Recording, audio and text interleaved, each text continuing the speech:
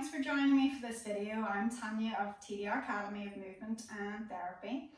We're going to bring you through a stretch which is targeting the psoas muscle. It's going to hit much more than that. It's going to hit the quads, the hip flexors, hopefully a little bit into the psoas muscle. It is hard to stretch, as well as coming up through the obliques, up through all the fascial tissues down this sideline of the body. It's an easy one to do whenever you're out and about. It might just look a bit odd, so you can keep this one for wherever you feel that you want to. But we've already given you the kneeling version of the psoas stretch. But if you were out and about and you were feeling tight in this area, then this is one that you can try. It's not just a single joint stretch, so you do need to make sure that you're warm with this and go carefully. And imagine that you're always engaging through the core to keep this idea of a flat back. Really strongly pulling in, imagine pelvic floor pulling up, belly button pulling in, as long as all of this is active to try to help keep that back nice and long.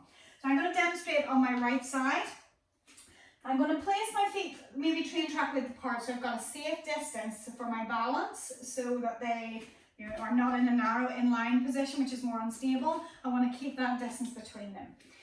The back foot, I'm on my toes, doesn't have to necessarily be dropping onto your heel. And with this version, because I'm stretching the right leg, again, I'm trying to keep the back flat. It doesn't matter if that knee bends. I'm going to bring my right arm up. Now, to really get into this, I can just pull my arm across like the standing mermaid or like a lat stretch, but I can also add in the tricep, so again, intensifies it a little bit more. So I'm taking that tricep stretch, pressing the elbow, pulling it in behind. I'm pushing my ribs out to the side. I'm lifting up and over. I'm then starting to deepen into the lunge position. I'm working hard to keep the core pulled in, my back flat, and then maybe I try to press this hip down towards the floor, which is going to make me rotate a little bit across my left side. And I can feel that all the way down and through there. So again, just to give you a kind of front view from that.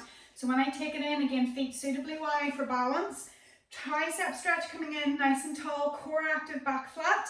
And when I take that side stretch in, that brings in the stretch in the upper part, in through the ribs, down into the abs.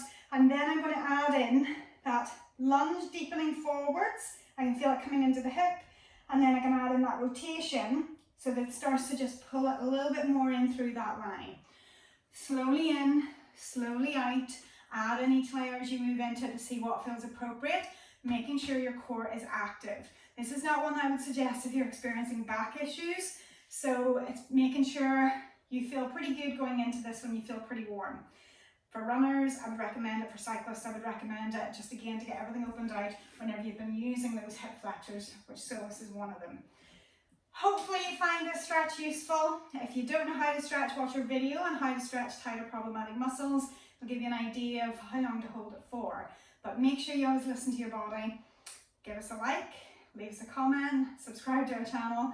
Hopefully we'll see you again soon.